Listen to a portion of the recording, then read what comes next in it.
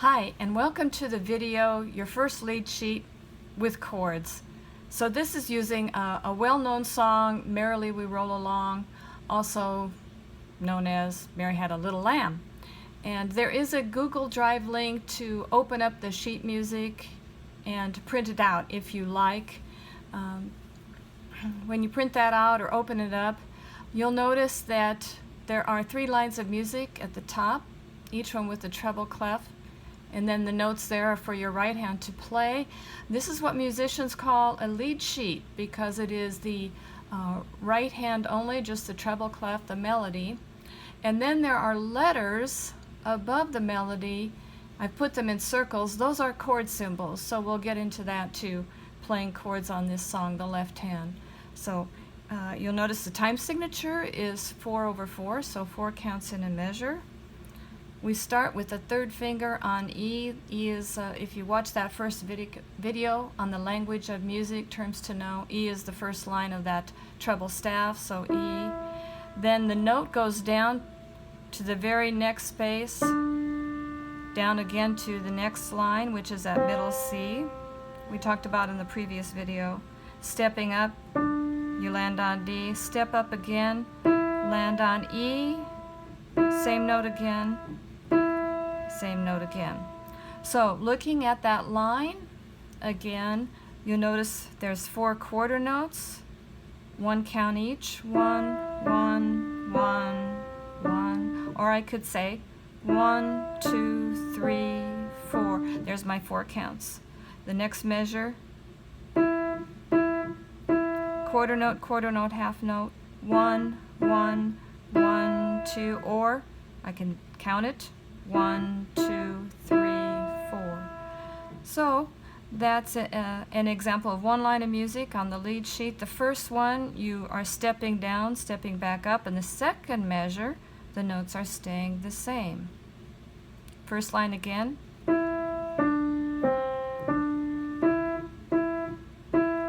On the second line, we are on, if you look back at the end of the first line, we were on E. Now to the second line, that is a space below, so I step down, I land on D. And that's my counting there, 1, 2, 3, 4. Or I can say 1, 1, 1, 2. Next line, step back up, I land on E. Now here I go from the E, that first line, and I'm going up a line, so that's a skip. So I skip this note and I land on G.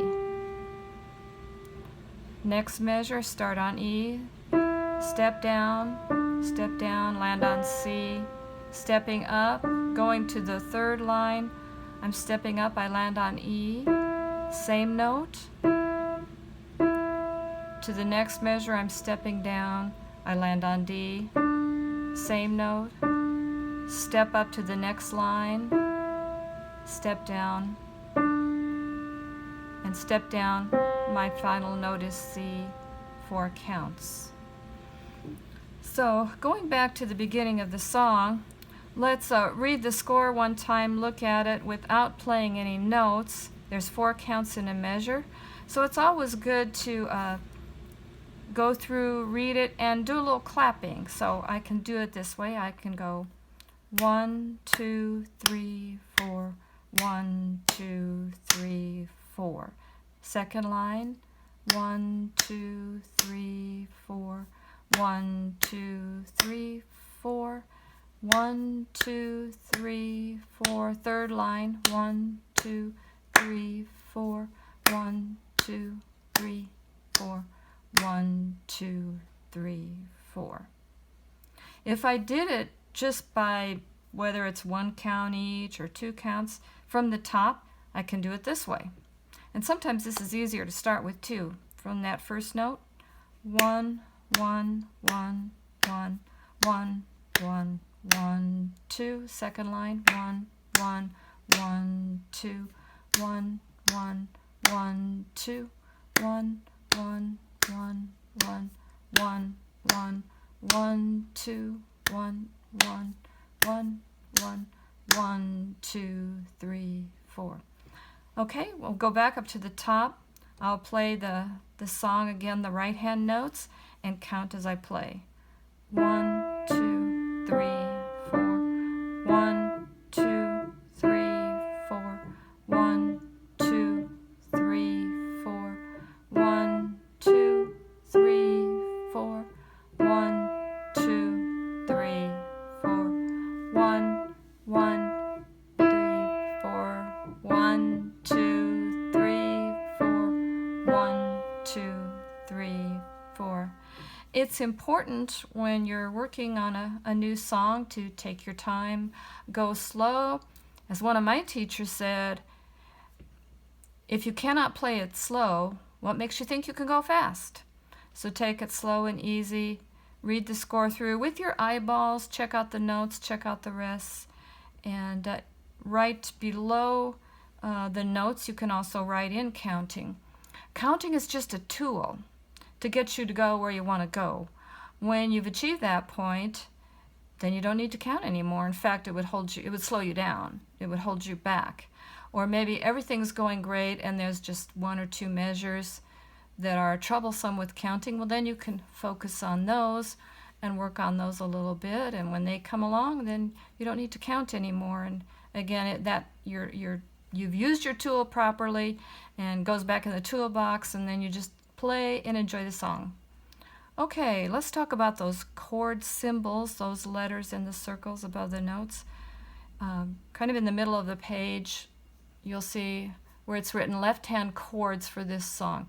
A chord is 3 or more notes played. We're going to use the left hand. The C chord, you're going to play the C note with your 5th finger. Now this is the C below middle C. Here's middle C. Go to the next C below.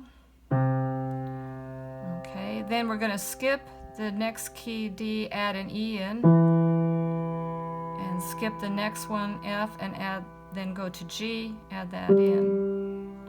And the fingers to use on this are the 5th finger, the middle finger, 3rd finger, and then the thumb, finger number 1.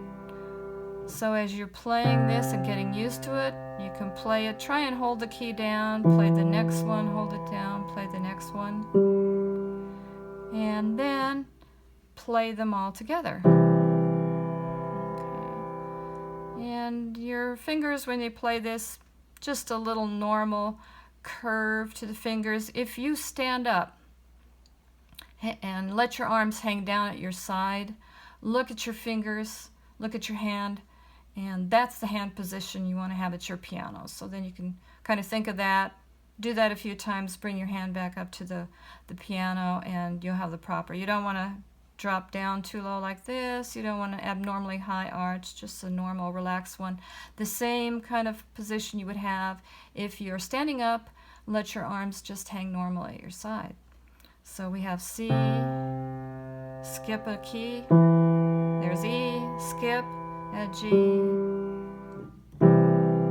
C chord.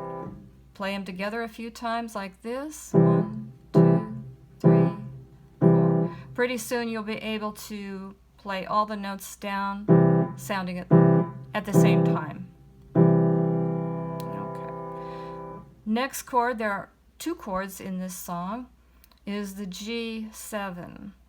So when I'm holding my C chord down, I move my 5th finger down to the next key, that's a B, let the E go, bring the 2nd finger down on F, and I keep the G. Notice that G is in both chords. That is the common tone. So your thumb, finger 1 in the left hand, always plays the G in both chords. It's your anchor, our anchor, so we don't go wandering around and lose our place. So I play C, and I'll let go of my E, bring the F in, step down. There's 3 notes. You notice you'll have your B, then you're skipping these 3 keys, then you have F and G. When we are first learning chords, we always look for the common tone. In fact, advanced players use common tones a lot because it makes a very, very smooth transition, very connected sound. It's a very pretty effect, making use of that common tone. C chord, bring the second finger down on F, let the E go, put your fifth finger on B, and the fingering is 5. Second finger's on F and G. So these two are together and then a B. So play a C chord, hold it for 4 counts. 1, 2, 3, 4. Move to G7. 1, 2, 3, 4. Go back to C. 1, 2, 3, 4 to G7. 1, 2, 3, 4, and back to C. 1, 2, 3, 4. Now let's put the hands together.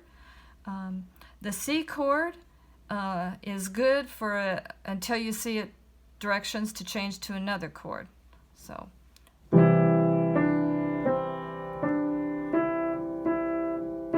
move to G7.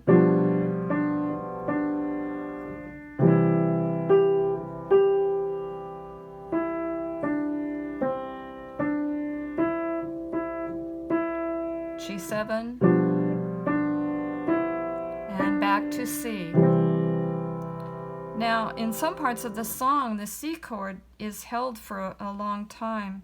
On the second line, you have a C chord, and then still a C chord on the third line, because there's no other chord symbol. So on the third line, that first measure is still C chord.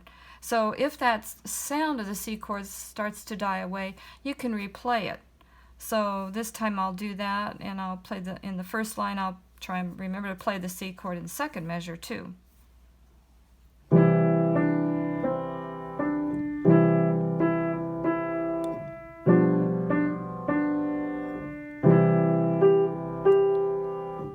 Play it again.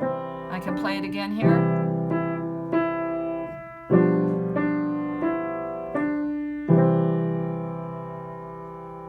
So there's the first song for you with 2 chords, C and G7. Keep in mind as you're reading the notes in the right hand about steps and skips. Use that to help you find your way and read the notes more easily. Do a little counting. There's a lot of the basic elements in music here that you will always be using. So music is cumulative. Whatever you learn and apply here, you'll be using forever. Thanks for watching and listening. Bye for now.